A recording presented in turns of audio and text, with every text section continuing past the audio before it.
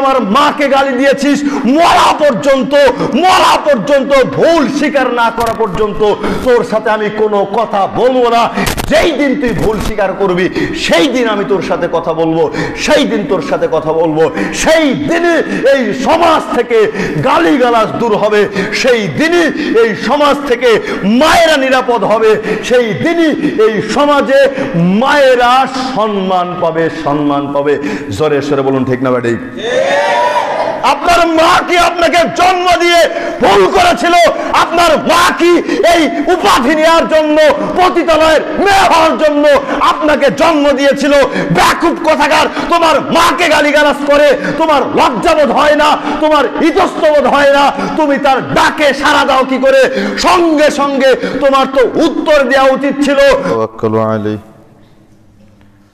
ونعوذ بالله من شرور أنفسنا ومن سيئات أعمالنا من يهده الله فلا مضل له ومن يضلله فلا هادي له وأشهد أن لا إله إلا الله وحده لا شريك له وأشهد أن محمدا عبده ورسوله أعوذ بالله من الشيطان الرجيم خذ العفو وأمر بالمعروف وأعرض عن الجاهلين وقال تعالى ولا تستوي الحسنات ولا السيئات ادفع بالتي هي أحسن فإذا الذي بينك وبينه عداوة كأنه ولي حميم। যাবতীয় প্রশংসা, যাবতীয় গুণগান সেই আল্লাহ রাব্বুল আলামিনের জন্য, যে আল্লাহ রাব্বুল আলামিন একটি সপ্তাহকে অতিক্রান্ত করে সুষ্ঠু রেখে জুমাবারে আল্লাহর সন্তুষ্টি অর্জনের উদ্দেশ্যে মসজিদে সমবেত হওয়ার তৌফিক এনায়েত করেছেন। সে আল্লাহ তাআলার শানের শুকরিয়া আদায় করে তো সকলে পড়ি আলহামদুলিল্লাহ। শতকোটি দরুদ ও সালাম বর্ষিত হোক শেষ নবী, নবী সরদার, নবী শিরোমণি জনাবে মুহাম্মদুর রাসূলুল্লাহ সাল্লাল্লাহু আলাইহি ওয়াসাল্লামের প্রতি।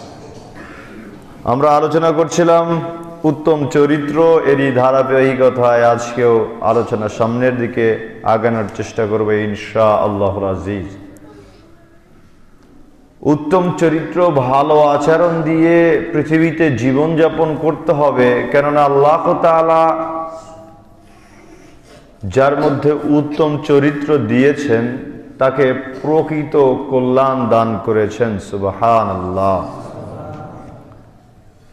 যার মধ্যে নম্রতা, ভদ্রতা নেই, ওই ব্যক্তির ভিতরে প্রকৃত কল্যাণই নেই। এ কারণে কবি নজরুল বলে গিয়েছেন, যেদিন তুমি এসেছিলে ভবে, কেঁদেছিলে একা তুমি, হেসেছিল সবে, এমন জীবন তুমি করিও গঠন, মরণে হাসিবে তুমি, কাঁদিবে ভুবন। কিন্তু আমাদের চরিত্রটা কেমন? আমাদের চরিত্র একেবারেই ঘৃণিত হয়ে যাচ্ছে। দিন যত যাচ্ছে আমাদের আমলনামায় পাপ ততটাই বেশি হচ্ছে। পাপ বেশি হচ্ছে তো হচ্ছে নিজেকে সৎ প্রমাণ করার জন্য, নিজেকে খালেস প্রমাণ করার জন্য, নিজেকে ভালো প্রমাণ করার জন্য মানুষের নিকট থেকে উত্তর নিতে হয়। আমি কেমন মানুষ বলেন তো দেখি ভালো, আমি কেমন মানুষ বলেন তো দেখি ভালো, আমি কেমন মানুষ বলেন তো দেখি ভালো। আমার ভাষা বুঝতে পারেন নাই? জানাজাকে কেন্দ্র করে, মৃত ব্যক্তিকে কেন্দ্র করে আমরা উপস্থিত জনতার সামনে বলি অমুক ব্যক্তি কেমন ছিল, তমুক ব্যক্তি কেমন ছিল, ভালো ছিল, ভালো ছিল, ভালো ছিল। তিনবার যদি বলে ভালো ছিল, 40 জন মানুষ যদি সাক্ষ্য দেয় ভালো ছিল, তবে সেই ব্যক্তি জান্নাতি। জান্নাত মনে হয় তোমার বাপ তৈরি করে দিয়ে গিয়েছে, তুমি বললে আর সঙ্গে সঙ্গে জান্নাতে দেয়া হলো। ভণ্ডামি করার জায়গা পাও না। হাদিস বুঝতে হবে ন্যাচারালি।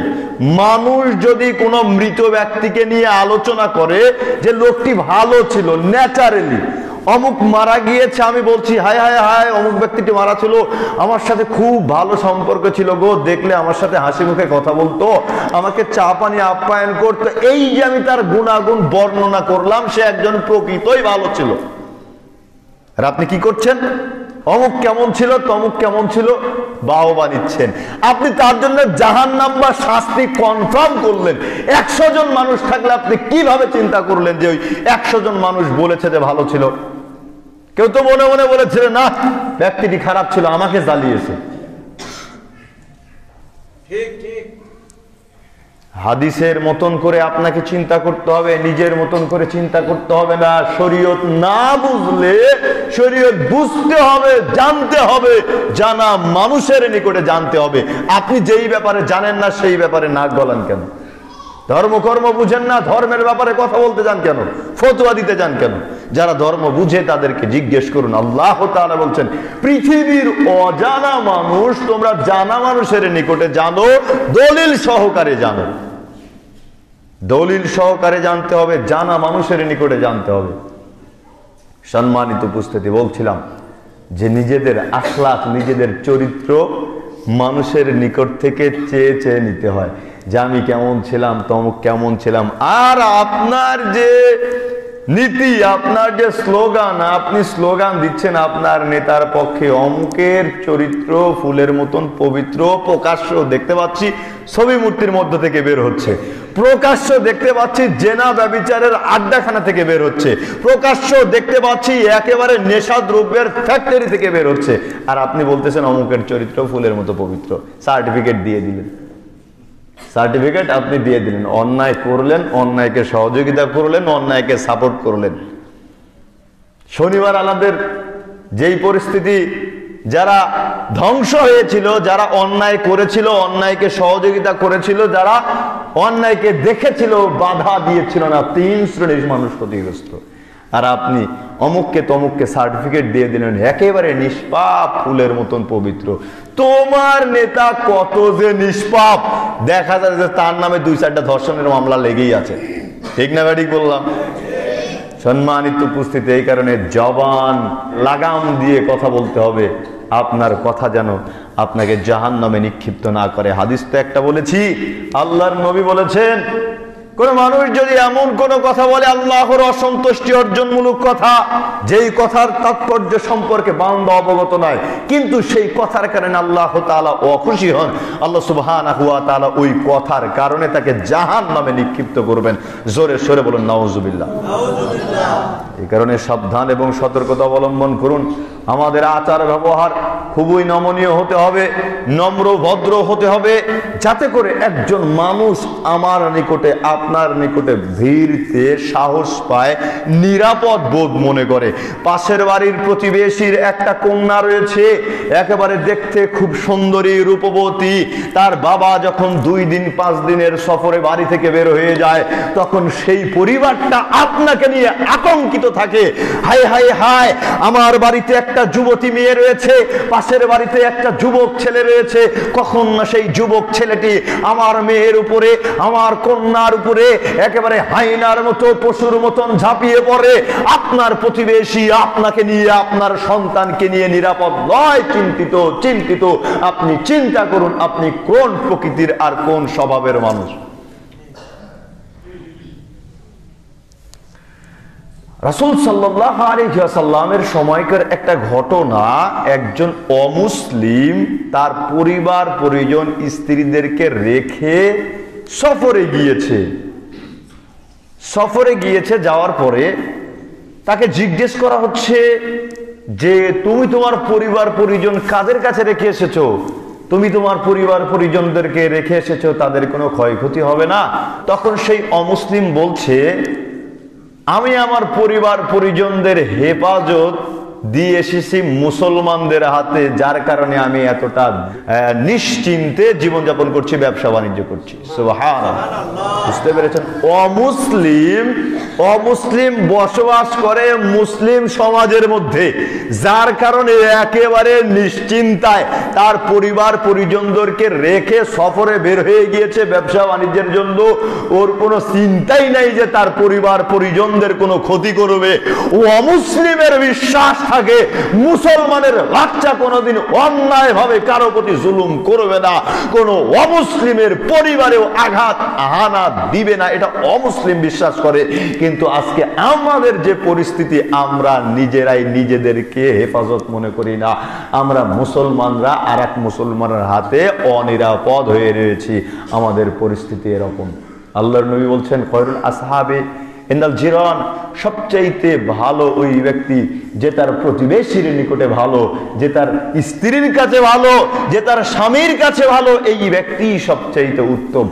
আপনার প্রতিবেশীর নিকটে আপনি যদি ভালো হতে না পারেন, তো আপনি আর অন্যখানে ভালো হয়ে আপনার লাভ কি? যেই ব্যক্তিটি আপনার থেকে সুফল পাওয়ার সবচাইতে নিকটবর্তী হকদার, সে হচ্ছে আপনার প্রতিবেশী। আপনার প্রতিবেশী যদি আপনার থেকে সুফল না পায়, আপনার থেকে সুবিধা না পায়, তা আপনি অন্যখানে ভালো হয়ে কি করবেন? আপনার প্রতিবেশীর সাথে আপনার আইল নিয়ে দ্বন্দ্ব সারা জীবন, একেবারে দাদা আমল থেকে তারপরে আপনার মধ্যে শুরু হয়েছে, তারপরে আপনার ছেলেপেলের মধ্যে শুরু হয়েছে। ওই যে 2 আঙ্গুল 4 আঙ্গুল ফিতায় এই দিক থেকে ধরলে ওই দিকে 2 আঙ্গুল চলে যায়, আবার ওই দিক থেকে ধরলে এই দিকে 2 আঙ্গুল চলে যায়। এই যে দ্বন্দ্ব লেগেই আছে, এই দ্বন্দ্ব শেষ হওয়ার নয়, এই দ্বন্দ্ব শেষ হওয়ার নয়।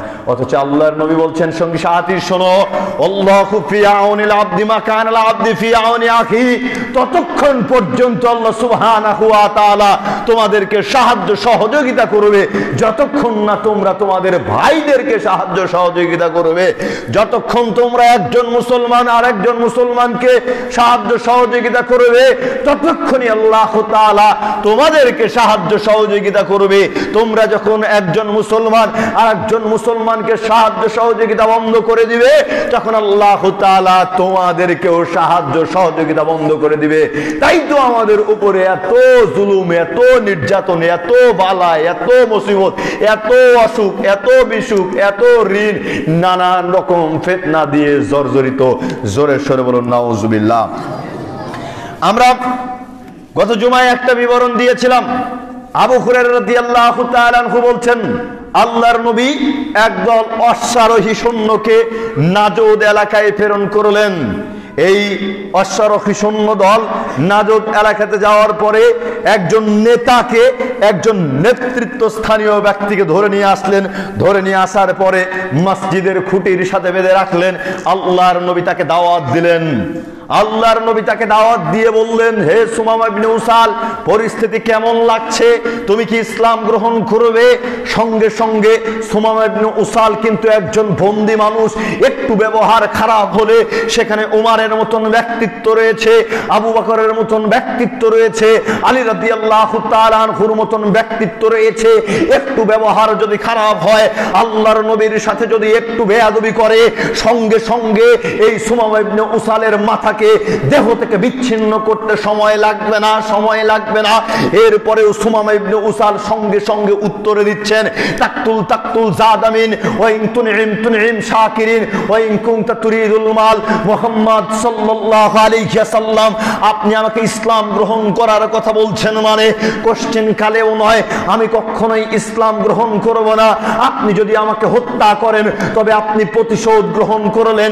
আপনি যদি আমাকে ছেড়ে দেন, তবে আপনার শুকরিয়া আদায় করা হবে। আপনি যদি বিনিময় চান, বিনিময়ের বদৌলতে আমাকে ছেড়ে দেন, তবে আপনাকে বিনিময় প্রদান করা হবে। আল্লাহর নবী সেই দিন আর কিছুই বললেন না, সুমামা ইবনে উসালকে রেখে ছেড়ে চলে গেলেন। দ্বিতীয় দিন পুনরায় আসলেন। সুমামা ইবনে উসালকে যখন বলা হলো, সুমামা ইবনে উসাল, তুমি কি ইসলাম গ্রহণ করবে? দ্বিতীয় দিন সুমামা ইবনে উসাল এমন ব্যর্থ কণ্ঠে উত্তর দিলেন। এবারে যখন তৃতীয় দিন আসলো, তৃতীয় দিনও যখন আল্লাহর নবী এই কথা বললেন, সেই দিন সুমামা ইবনে উসাল ব্যর্থ কণ্ঠে কর্কশ ভাষায় বলে উঠলেন, তাকতুল জাদামিন ওয়া ইন তুনইম আলা শাকিরিন ওয়া ইন কুনতা তুরিদুল মাল। ইসলাম গ্রহণ করব বর্তমানে কোশ্চিন কালেও নয়। হে মুহাম্মদ সাল্লাল্লাহু আলাইহি ওয়াসাল্লাম, আপনি যদি আমাকে হত্যা করেন তবে আপনি হত্যার প্রতিশোধ গ্রহণ করলেন, আপনি যদি আমাকে ছেড়ে দেন তবে আপনার শুকরিয়া আদায় করা হবে, আপনার সুনাম করা হবে। হে মুহাম্মদ সাল্লাল্লাহু আলাইহি ওয়াসাল্লাম, আপনি যদি কোনো কিছুর বিনিময়ে আমাকে ছেড়ে দিতে চান তবে আপনাকে সেই জিনিস প্রদান করা হবে। তৃতীয় দিনে আল্লাহর নবী বললেন, হে সঙ্গী সাথী, তোমরা সুমামা ইবনে উসালকে ছেড়ে দাও। সুমামা ইবনে উসালকে ছেড়ে দেওয়া হলো।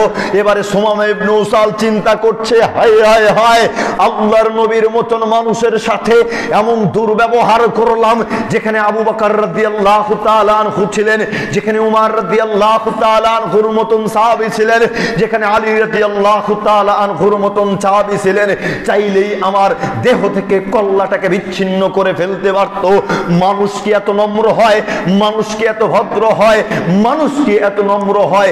এরকম চিন্তা করতে করতে সুমামা ইবনে উসাল যাচ্ছিলেন, সামনে দেখতে পারলেন একটা খেজুর গাছ। খেজুর গাছের নিকটে চিন্তা করতে করতে সুমামা ইবনে উসাল আর সময় নষ্ট করে নাই, আর সময় নষ্ট করে নাই।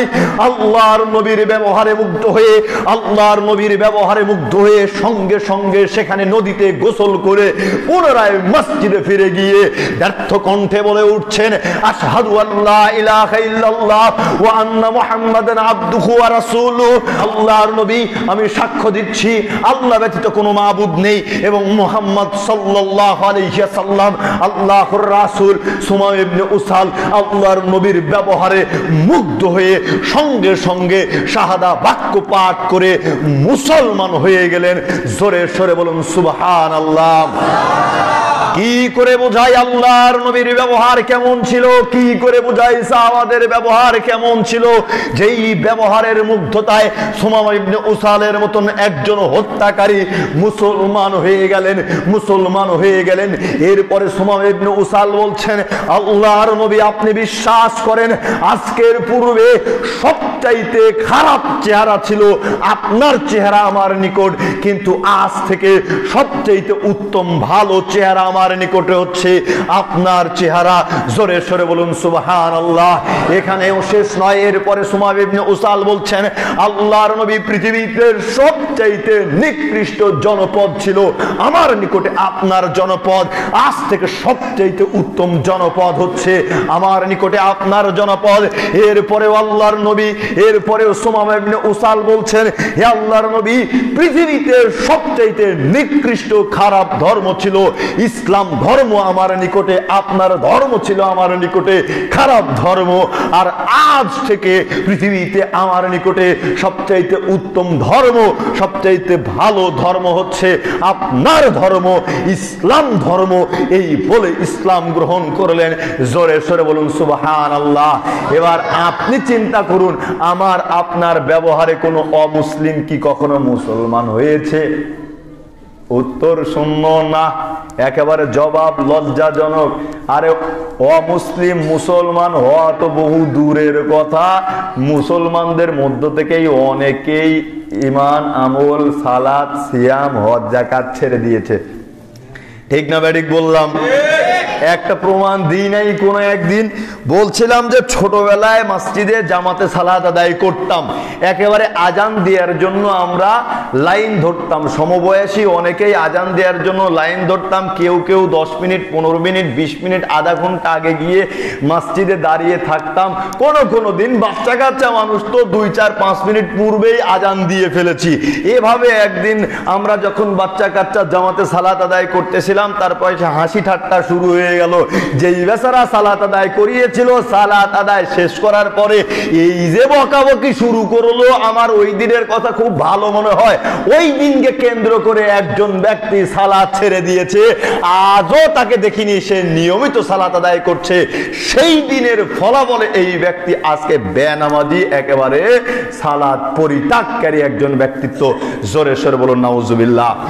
যার কারণে বলছিলাম যে আমাদের ব্যবহার নিকৃষ্ট হয়ে যাচ্ছে আমরা তাদেরকে বুঝাতে পারি, কন্ট্রোলে রাখতে পারি। আমি খুতবাতে দাঁড়ানোর পরে দেখছিলাম এখানে 2-3টা বাচ্চা কথাবার্তা বলছিল, একটু ইশারা করেছি, তারা সঙ্গে সঙ্গে ফাঁকা হয়ে গিয়েছে। মাঝে মধ্যে আপনাদেরকে বলি, মসজিদে বাচ্চা কাচ্চা আসলে একসাথে বসতে দিয়েন না, আপনাদের পাঁজরে আপনাদের সাথে বসিয়ে নিন, তাহলে বক্তব্য শুনবে, তারা গল্প গুজব করবে না। এটাই শিক্ষা। এভাবে শিখতে শিখতে তারা এক পর্যায়ে প্রকৃত মুসল্লি তৈরি হবে। একটা গুরুত্বপূর্ণ ঘটনা উল্লেখ করছি। একজন ব্যক্তি চট করে মসজিদের মধ্যে প্রস্রাব করে দিয়েছে। কেউ যদি মসজিদে প্রস্রাব করে দেয় তাকে আস্ত রাখবেন? যে বেটা, মসজিদ কি প্রস্রাব করার জায়গা নাকি তুমি প্রস্রাব করে ফেলেছো? আল্লাহর নবীর সময় একজন ব্যক্তি মসজিদের মধ্যে প্রস্রাব করে দিয়েছে। আবু বকর, উমর রাদিয়াল্লাহু তাআলা আনহু ক্ষিপ্ত, সেই ক্ষিপ্ত, কঠিন ক্ষিপ্ত। হায় হায় হায়, কি বা করে বেড়াচ্ছে। আল্লাহর নবী বললেন, থামো, যেখানে প্রস্রাব করেছে সেখানে পানি ঢেলে দাও। যে প্রস্রাব করেছে তাকে কিন্তু পানি ঢালতে বলেন নাই, বললেন কাদেরকে? সাহাবাদেরকে, যে যেখানে প্রস্রাব করেছে পানি নিয়ে এসে তোমরা পানি ঢেলে দাও। যেই ব্যক্তি প্রস্রাব করেছে আল্লাহর নবী ওই ব্যক্তিকে বলতেছেন, এটা মসজিদ, সালাত আদায় করার জায়গা, আল্লাহকে স্মরণ করার জায়গা, এখানে সালাত আদায় করা হয়, এখানে প্রস্রাব করার জায়গা নয়, এখানে প্রস্রাব করার জায়গা নয়। আর আমার আপনার বাচ্চা কাচ্চা মসজিদে যদি আসার পরে একদিন প্রস্রাব করে, একেবারে আমরা বয়োজ্যেষ্ঠ যুবক অনেকেই তাকে এমন হেয় প্রতিপন্ন করি, বাপরে বাপ, ওই বেচারা পিতা মাতা চিন্তা করে আর যাই করি, নামাজ কালাম পড়ি আর না পড়ি, বাচ্চাকে আর কোনোদিন মসজিদে নিয়ে যাব না। ঠিক কিনা? এটা আপনার ব্যবহারের কুফল, এটা আপনার ব্যবহারের কুফল। এই যে তাকে সালাত থেকে বিরত রাখলেন, এর কুফল আপনাকে সাদকায়ে জারিয়া হিসেবে পেতে হবে। সাদকায়ে জারিয়া পাপ হিসেবে অনবরত পেতে হবে, কারণ আপনার জন্য সালাত পরিত্যাগ করেছে, ইবাদত পরিত্যাগ করেছে। সুতরাং সাবধান এবং সতর্কতা অবলম্বন করুন। আল্লাহ তাআলা বলছেন, ওয়ালা তাসতাবিল হাসানাতু ওয়ালা সাইয়্যাতু, কখনো ভালো এবং মন্দ সমান হতে পারে না।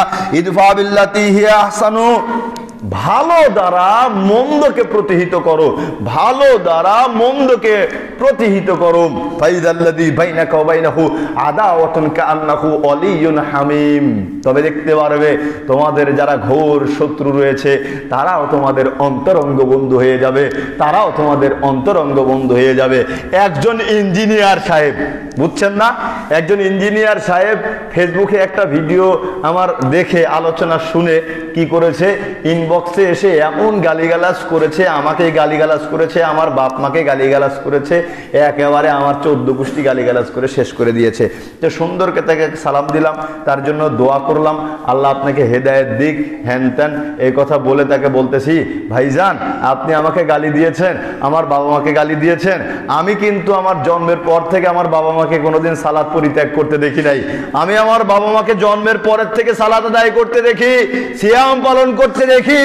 আপনি আমার পিতামাতাকে গালি দিয়েছেন, আপনি বিশ্বাস করেন, আপনি বিশ্বাস করেন, আপনি আমার পিতামাতাকে গালি দিয়েছেন, মুসলমান ব্যক্তিত্বকে গালি দিয়েছেন। আমি আজকে আপনার কিছু করতে না পারলেও বিচারের কাঠগড়ায় আপনাকে জবাব দিতেই হবে, দিতেই হবে।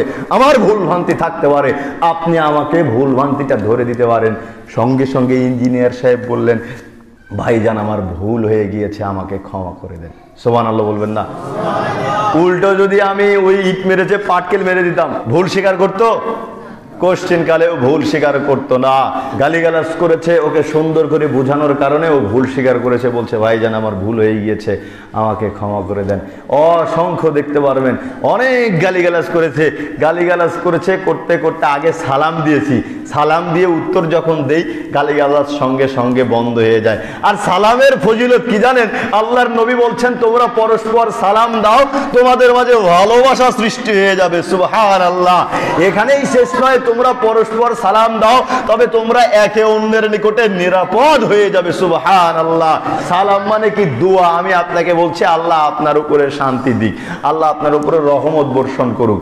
আর আপনার যদি আমি ক্ষতি চাই, আপনার জন্য কি আমি এই দোয়া করব? আপনি যদি আমার ক্ষতি চান তবে কি আপনি আমার জন্য এই দোয়া করবেন? কোশ্চিন কালেও নয়। তাহলে বোঝা যাচ্ছে সালাম দিলে অন্তত এটা চিন্তাও করতে পারি, এটা বুঝতে পারি, নিজের আত্মাকে বুঝ দিতে পারি যে না, এই লোক আমার কোনো ক্ষতি করবে না। রাত্রিবেলাতে বিভিন্ন সময়ে বিভিন্ন জায়গাতে অনেকেই বিপদগ্রস্ত হন, অনেকেই পুলিশ হেনস্থার কথা বলেন, অনেকেই সন্ত্রাসী আক্রান্তর কথা বলেন, আপনাদের মুখ থেকে আমরা শুনে থাকি। কিন্তু বিশ্বাস করেন, আমরা রাত্রি বেড়াতে বিভিন্ন জায়গায় বিভিন্ন সময় চলাচল করি, আমাদের সামনে যখন কেউ দাঁড়ায় সঙ্গে সঙ্গে সালাম দেওয়ার সাথে সাথে মনে হয় যে তাদের অর্ধেক কনফিউশন আমাদের উপর থেকে দূর হয়ে যায়। আমরা যখন সালাম দেই, প্রশাসন বলেন আর অন্য সংস্থা বলেন, যেটাই বলেন, আমরা সালাম দিলে তাদের অর্ধেক কনফিউশন শেষ হয়ে যায়। গত বছর সম্ভবত তাবলিগি ইজতেমার দ্বিতীয় দিন এই দিকে কোনো একটা মাহফিল শেষ করে আমি আসছিলাম, আর পুলিশ ফাঁড়ির তদন্তের লোকজন তারা পাহারা দিচ্ছিল, একেবারে বিশাল বিশাল অস্ত্র নিয়ে পাহারা দিচ্ছিল। আমরা মোটর সাইকেল নিয়ে 2-3 আয় দেখেই ভয় পেয়ে যাচ্ছিলাম।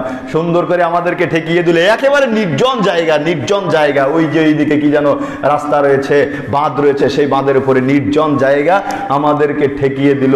সুন্দর করে সালাম দিলাম। সালাম দেওয়ার পরে তখন বলতেছে আমাদের ওইদিকে একটা মাহফিল ছিল, আমরা মাহফিল শেষ করে চলে আসছি। তখন তিনারা আমাদেরকে বুঝ দিলেন যে আপনারা যে এইভাবে যাচ্ছেন অনিরাপদ হয়ে, আপনাদের কোনো ক্ষতি হলে আপনারা তখন আমাদেরকে দায়বদ্ধ করবেন। তো কথা তো তাদের ঠিকই, কিন্তু আমরাও বেচারা নাসরবান্দা, আমাদেরকে এভাবেই চলাচল করতে হবে। সাদাতে সাধ্য নাই, আমাদের তো আর গাড়ি নাই যে গাড়ি নিয়ে 2-4 জন সাথে নিয়ে একেবারে সিকিউরিটি নিয়ে আমরা চলাচল করব। ব্যাপারটা তো এমন নয়, আমরা যেমনটা পারি তেমনটাই। যাই হোক, বলছিলাম এই যে সালাম দেওয়ার কারণে জিজ্ঞাসাবাদ সব খতম। আর সালাম না দিলে চিন্তা করতে, এই রে জিএমবি নাকি, দেখি ব্যাগটা চেক করে দেখি তো, পকেটটা চেক করে দেখি তো, মোবাইলটা দেখি তো, কোনো জিহাদি বইটই আছে নাকি, নানান রকম হেনস্থার মধ্যে আমরা পড়ে যেতাম। আল্লাহ সুবহানাহু ওয়া তাআলা আমাদেরকে সঠিক বুঝ দান করুক, আল্লাহুম্মা আমিন। বলছিলাম যার সাথে শত্রুতা রয়েছে তার সাথে আপনি যদি ভালো ব্যবহার করি, ইনশাআল্লাহ সেই ব্যক্তিও আমাদের অন্তরঙ্গ বন্ধুতে পরিণত হবে। রাসূল সাল্লাল্লাহু আলাইহি ওয়াসাল্লামকে জিজ্ঞেস করা হলো, আল্লাহর নবী, কোন জিনিস উত্তম যেটা মানব জাতিকে প্রদান করা হয়েছে? বুঝেন, কিন্তু আল্লাহর নবীকে জিজ্ঞেস করা হলো, আল্লাহর নবী, গোটা পৃথিবীর মধ্যে কোন জিনিস উত্তম যেটা মানুষকে প্রদান করা হয়েছে? তখন আল্লাহর নবী বলে উঠলেন, খুলুকুল হাসানুন, সেটা হচ্ছে উত্তম চরিত্র। গোটা পৃথিবীর মধ্যে উত্তম জিনিস যেটা মানুষদেরকে প্রদান করা হয়েছে, আপনার মধ্যে উত্তম চরিত্র যদি না থেকে থাকে তবে আপনার মতো হতভাগা পৃথিবীতে আর কেউ নাই। অন্য একটা হাদিসের দিকে লক্ষ্য করলে দেখা যায় রাসূল সাল্লাল্লাহু আলাইহি ওয়াসাল্লাম বলছেন, লা ইয়াদখুলাল জান্নাতাল জাওয়াদ ওয়ালাল জাদারিয়ু, জান্নাতে প্রবেশ করবে না যত দুশ্চরিত্র, অসভ্য, অশ্লীল ভাষা ব্যবহারকারী ব্যক্তিবর্গ রয়েছে, এরা কোশ্চিনকালেও জান্নাতে প্রবেশ করবে না। জোরে সরে বলুন নাউজুবিল্লাহ। সালাত আদায় করেন, সিয়াম পালন করেন, হজ পালন করেন, যাকাত প্রদান করেন, আলহামদুলিল্লাহ, ভালো কথা, কিন্তু ব্যবহারটা ভালো করতে পারেন নাই। একটা ছাগল যদি আপনার বাড়ির মধ্যে ঢুকে, তবে ছাগল চিন্তা করে ঢুকলাম, একটা ঠ্যাং না ভেঙে বাড়ি থেকে বের হতে পারবো কিনা, ঠিক কিনা? একটা মুরগি আপনার বাড়ির মধ্যে ঢুকলে চিন্তা করে, হায় হায় হায়, কোন বাড়ির মধ্যে ঢুকেছি রে বাবা, জান নিয়ে কি আর বাড়ি থেকে বেরোতে পারবো? এরকম অসংখ্য বাড়ি রয়েছে, অসংখ্য ব্যক্তি রয়েছে যাদের বাড়িতে বাচ্চা কাচ্চা, গরু ছাগল যদি ভুল করে ঢুকে থাকে, এমন দুর্ব্যবহার করে বলার অপেক্ষা রাখে না। আল্লাহর নবী এ কারণেই বলছেন, জান্নাতেই প্রবেশ করবে না দুশ্চরিত্র অসভ্য ব্যক্তিবর্গ। আয়েশা রাদিয়াল্লাহু তাআলা আনহা বলছেন, রাসূল সাল্লাল্লাহু আলাইহি ওয়াসাল্লাম বলেছেন, মান উতি হাজ্জাহু মিনার রিফকি উরিমা হাজ্জাহু মিন খায়রিদ দুনিয়া ওয়াল আখিরাহ, যাকে নম্রতার অংশ প্রদান করা হয়েছে তাকে দুনিয়া এবং আখিরাতে কল্যাণ প্রদান করা হয়েছে। সুবহানাল্লাহ।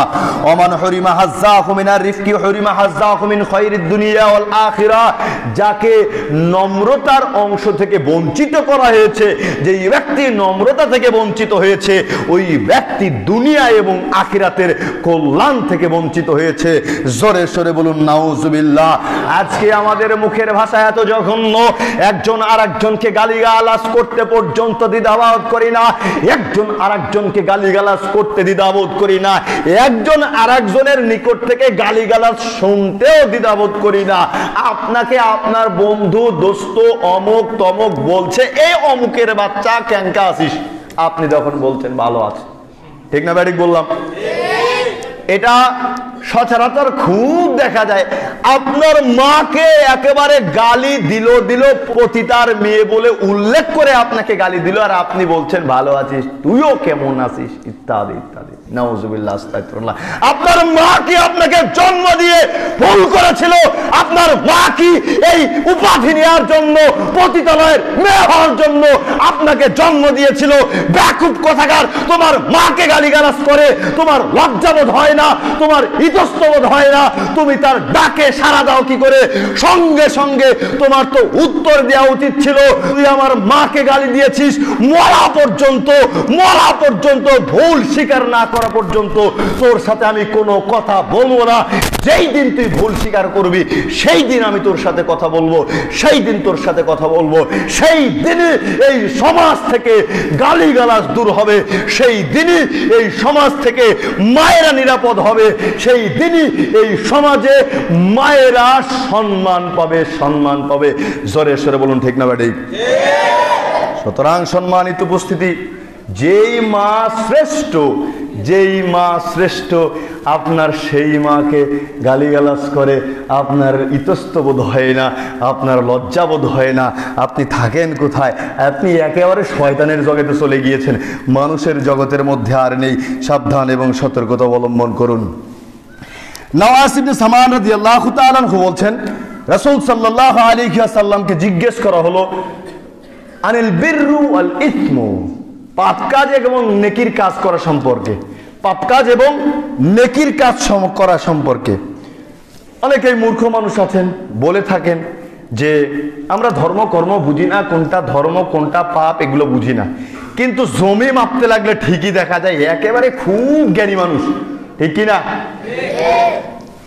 ধর্মীয় কথা মানতে বললে আপনি বলেন বাবারে আমি তো কিচ্ছুই বুঝি না, কিচ্ছুই মানি না, কিন্তু আপনার বাড়ি যদি মাপা শুরু হয় তাহলে দেখবেন 1 ইঞ্চির হিসাব একেবারে চুল দিয়ে, ব্লেড দিয়ে, চোখের ভুরু দিয়ে মেপে ওই 1 ইঞ্চি বের করবে, 1 ইঞ্চিও ছাড় দিতে রাজি নেই।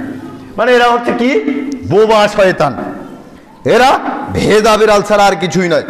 আল্লাহর নবীকে যখন জিজ্ঞেস করা হলো, আল্লাহর নবী পাপ কাজ আর নেকির কাজ সম্পর্কে বলেন তো, তখন আল্লাহর নবী বলছেন আল বিররু হুসনুল খুলুকি, নেকির কাজ হচ্ছে সদাচরণ করা, ওয়াল ইসমু মা হাকা ফি নাফসিকা ওয়া কারিহতা আন ইয়াত্তালিয়া আলাইহিন নাস, আর পাপ কাজ হলো যেই কাজ করলে তোমার অন্তরে সংশয় সৃষ্টি হবে আর সেই কাজ সম্পর্কে মানুষ জানুক এটা তুমি অপছন্দ করো। বুঝেছেন কি সলিউশন? মূর্খ মানুষ বলছেন যে আমি কিছু জানি না, আপনাকেই বলছি। যারা বলেন যে আমি ধর্মের ব্যাপারে কিছু জানি না তাদেরকেই বলছি, দেখেন আল্লাহর নবী আপনাকেই বলছেন এমন কাজ রয়েছে যেই কাজ করলে মনে হবে যে না কাজটা মনে হয় ভালো করলাম না, হায় কাজটা মনে হয় ঠিক হলো না, এই কাজ সম্পর্কে অমুক জানতে পারলে কি মনে করবে। এইটাই হচ্ছে পাপের কাজ, এইটাই হচ্ছে পাপের কাজ। রাস্তা দিয়ে চলছেন, আপনি আমার উপরে এই বড় বড় চোখ করে তাকালেন, তারপরে চিন্তা করছেন না ইমাম সাহেবের প্রতি এত বড় চোখ করে তাকানো ঠিক হলো না, যদি মসজিদের সর্দার সাহেব জানতে পারে তাহলে আমাকে ধরে ফেলবে, এটাই পাপ। বুঝে এসেছে? আপনার অন্তরের মধ্যে যেটা সংশয় সৃষ্টি করবে যে এই কাজটা মনে হয় ভালো করি নাই, এই কাজটাই পাপ। এই কাজ থেকে বিরত থাকতে হবে। আল্লাহর নবী বলছেন ইন্না মিন আহাব্বিকুম ইলাইয়া আহসানাকুম আখলাকা, তোমাদের মধ্যে সবচেয়ে উত্তম ব্যক্তি আমার নিকটে ওই ব্যক্তি। আল্লাহর নবীর নিকটে আমরা উত্তম হতে চাই না? আল্লাহর নবীর নিকটে উত্তম হতে চাই না? আল্লাহর নবী তো আমাদের নিকটে উত্তম, তাই না? বিনা বাক্যে বিনা শর্তে। কিন্তু আল্লাহর নবী বলছেন তোমাদের মধ্যে থেকে ওই ব্যক্তি আমার নিকটে উত্তম যেই ব্যক্তির চরিত্র ভালো, যেই ব্যক্তির চরিত্র ভালো। জোরে সোরে বলুন সুবহানাল্লাহ। তবে আমাদের উত্তমকে ভালো করতে হবে, ভালো করতে হবে। ইবনে মাসউদ রাদিয়াল্লাহু তাআলা আনহু বলছেন, রাসূল সাল্লাল্লাহু আলাইহি ওয়াসাল্লাম বলেছেন, ইন্না মিম্মা আদরাকান নাস মিন কালামিহিন নুবুওয়াতিল উলা, পূর্বের নবীদের থেকে মানুষ যেটা পেয়েছে সেটা হলো ইদা লাম তাস্তাফাসনা মা শিতা, যখন তুমি লজ্জা ভুলে যাবে তখন যা ইচ্ছা তাই করতে পারবে, যা ইচ্ছা তাই করতে হবে। আপনি যখন লজ্জা ভুলে যাবেন, আপনার মধ্যে লজ্জাটা বের হয়ে যাবে, তখন আপনি যা মন চায় তাই করতে পারবেন। আইরে জঘন্য নেশাদ্রব্য, গন্ধরে গন্ধ, আস্তাগফিরুল্লাহ, নাউজুবিল্লাহ, লজ্জাহীনতার মধ্যে এমন ভোগা ভুগতেছেন, এত লজ্জার লজ্জা, এত লজ্জার লজ্জা, এর পরেও এই নেশাদ্রব্য ছাড়তে পারে না। ঠিক না ঠিক? ছোটবেলায় একেবারে টয়লেটের মধ্যে, টয়লেটের পিছনে জঙ্গলের মধ্যে খেত, লজ্জা তার মধ্যে থেকে আস্তে আস্তে বের হতে হতে হতে হতে বাপের সামনে বসেও খায়, শ্বশুরের সামনে বসেও খায়, ইমাম সাহেবের সামনে বসেও খায়, জনসম্মুখে চাষতলে বসে, রাস্তার মোড়ে মোড়ে বসে বসে খায়। বোঝা যায় এদের মধ্যে লজ্জা বলতে কিচ্ছু নাই, কিচ্ছু নাই, একেবারেই নির্লজ্জ বেহায়ারা। ঠিক না ঠিক? সম্মানিত উপস্থিতি, লজ্জাহীনতার মধ্যে থেকে ফিরে আসতে হবে। অন্য এক বিবরণীতে আল্লাহর নবীকে জিজ্ঞেস করা হলো, আল্লাহর নবী আন আকসারি মা ইয়াদখুলুন নাস আল জান্নাহ, কোন জিনিস মানুষকে বেশি বেশি জান্নাতে প্রবেশ করায়? তখন আল্লাহর নবী বললেন, তাকওয়াল্লাহ ওয়া হুসনুল খলক, আল্লাহ ভীতি এবং উত্তম চরিত্র। আল্লাহ ভীতি এবং উত্তম চরিত্রই মানুষকে সবচাইতে বেশি বেশি জান্নাতে প্রবেশ করায়, বেশি বেশি জান্নাতে প্রবেশ করায়। সব দিক দিয়ে লক্ষ্য করলে ভালো আছি, কিন্তু অন্তরের মধ্যে হিংসা, অন্তরের মধ্যে হিংসা, পরিস্থিতি খারাপ আছে। আল্লাহর নবী বলছেন, লা ইয়াদখুলুল জান্নাতা মান কানা ফি কলবিহি মিসকালু হাববাতিন মিন খারদালিন মিন কিবরি, যার অন্তরে সরিষা দানা পরিমাণ অহংকার রয়েছে, ওই ব্যক্তি জান্নাতেই প্রবেশ করবে না, জান্নাতেই প্রবেশ করবে না। নাউজুবিল্লাহ। অন্তরে সরিষা দানা পরিমাণ, সরিষার দানা বুঝেন, মনে হয় এত বড়, তাই না? হ্যাঁ, একেবারে আঙ্গুল দিয়ে দেখাতেই পারবো না যে কতটুকু, তাই না? আল্লাহর নবী বললেন, সরিষা দানা পরিমাণ অহংকার যার মধ্যে রয়েছে, এই ব্যক্তি জান্নাতে প্রবেশ করবে না। নাউজুবিল্লাহ। কোন এই সরিষা দানা পরিমাণ আপনার অন্তরে ঈমান আছে কিনা যাচাই করতে হবে। আছে নাকি? একটা হাদিস কই, লা ঈমান লিমান লা সালাত লাহু, ওই ব্যক্তির ঈমান নাই যেই ব্যক্তির আমলনামায় সালাত নাই। লেন, আপনার অন্তরে কতটুকু ঈমান আছে?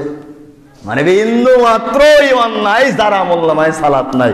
ঈমান রাখতে হলে সালাত আদায় করতেই হবে, সালাত আদায় করতে হবে।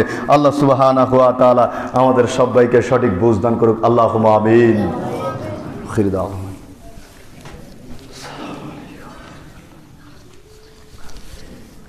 আলহামদুলিল্লাহ ওয়াহদাহু ওয়াসসালাতু ওয়াসসালামু আলা মান লা নাবিয়্যা বা'দা। এর প্রশ্ন এসেছে, আসসালামু আলাইকুম ওয়া রাহমাতুল্লাহ। ওয়ালাইকুম আসসালাম ওয়া রাহমাতুল্লাহ। হাদিসে এসেছে আলেমেরা নারীদের, নবীদের ওয়ারিস, তাহলে শুধু পুরুষকেই বোঝানো হয়েছে নাকি নারীদেরকেই বোঝানো হয়েছে? আলেম মানে কি? হ্যাঁ, আলেম মানে জ্ঞানী মানুষ। নারীও জ্ঞানী হতে পারে, পুরুষও জ্ঞানী হতে পারে। আলেম পুরুষ, আলেমা নারী। আলেম আলেমা নারী পুরুষ উভয়ই হতে পারে। আল উলামা ওয়ারাসাতুল আম্বিয়া, আলেমগণ হচ্ছে নবীদের উত্তরসূরি। আলেমগণ হচ্ছে, জ্ঞানীরা হচ্ছে নবীদের উত্তরসূরি। নারী পুরুষ উভয় হতে পারে। আমি বিবাহিত, আমার স্বামী শিক্ষার জন্য কোথাও আমাকে যেতে দেয় না, এমনকি কেন্দ্রীয় মসজিদেও যেতে দেয় না। আমি শিখতে চাই, জানতে চাই, আমার করণীয় কি জানাবেন, আর সকল মহিলাদের জন্য দোয়া করবেন। এটা ক্যাঙ্কা স্বামী রে বাবা, এত সুন্দর একটা মসজিদ হয়েছে, এই মসজিদে তোমার স্ত্রীকে আসতে দাও না, তোমাকে যে কি করা দরকার, আমার সামনে আসলে তোমাকে একটু মগজ ধোলাই করতে হবে, তাছাড়া আর কি করবো? মগজ ধোলাই করা ছাড়া আর উপায় নাই। সম্মানিত বোন, যা হোক, স্বামীর আনুগত্য করতেই হবে, বুঝাতে হবে মসজিদ জুমার দিন এখানে আসলে কোরআন হাদিসের কথা শোনা যায়, কিছু শেখা যায়। শিখলে আপনারও উপকার হবে, আপনার স্বামীরও উপকার হবে। সেই স্বামীকে আমি বোঝাতে চাচ্ছি, বলতে চাচ্ছি, ভাই সাহেব একটা দিন একটু স্ত্রীকে ছুটি দেন। আপনাকে কি বলে সপ্তাহের প্রত্যেকটা দিন তো আর চাচ্ছে না, একটা দিনের 1.5 ঘন্টা 2 ঘন্টা সময় আপনার থেকে চেয়ে নিচ্ছে, অন্য কোনো কাজের জন্য নয়, আল্লাহর সন্তুষ্টির জন্য। সেখানে এসে আর যাই করুক আর না করুক আপনার জন্য নিশ্চিত দোয়া করবেই করবে। ঠিক না ব্যাটিক বললাম? দোয়া করবেই করবে। তারপরেও মা বোনদেরকে একটা কথা বলেছে, আপনার পক্ষে আছে, আপনার স্বামীরা যদি মসজিদে আসতে না দেয় তবে একেবারে ধর্মঘাট ডাকবেন, আর সেই ধর্মঘাটের নেতৃত্ব দিব ইনশাআল্লাহ আমি নিজেই। আর কি বলবো, উদাত্ত আহ্বান জানাচ্ছি প্রত্যেকটা মা বোনদেরকে আপনারা মসজিদে আসার সুযোগ করে দিবেন। যারা আমাদের মধ্যে অসুস্থ রয়েছে আল্লাহ তুমি তাদেরকে সুস্থতা দান করো, আমিন। যারা ঋণগ্রস্ত রয়েছে তাদের ঋণ মুক্তি দান করো, আমিন। যারা ছাত্র রয়েছে তাদের মেধা শক্তি দান করো, আমিন। পরীক্ষা চলছে আল্লাহ পরীক্ষার্থীদেরকে তুমি উত্তম কামিয়াবি দান করো, আমিন। এ দাবি দোয়া রেখে আজকের মতো এখানে খুতবা শেষ করছি। ইবাদুল্লাহ ইন্নাল্লাহ ইয়ামুরুকুম বিল আদলি ওয়াল ইহসান ওয়া ইতাইযিল কুরবা ওয়া ইনহা আনিল ফাহশাই ওয়াল মুনকারিল বাগই ইয়াইদুকুম লাআল্লাকুম তাযাক্কারুন ফাযকুরুল্লাহ ইয়াযকুরকুম ওয়া ইয়াস্তাজিব লাকুম ওয়া লা যিকরুল্লাহি তাআলা ওয়া আযম আকবার।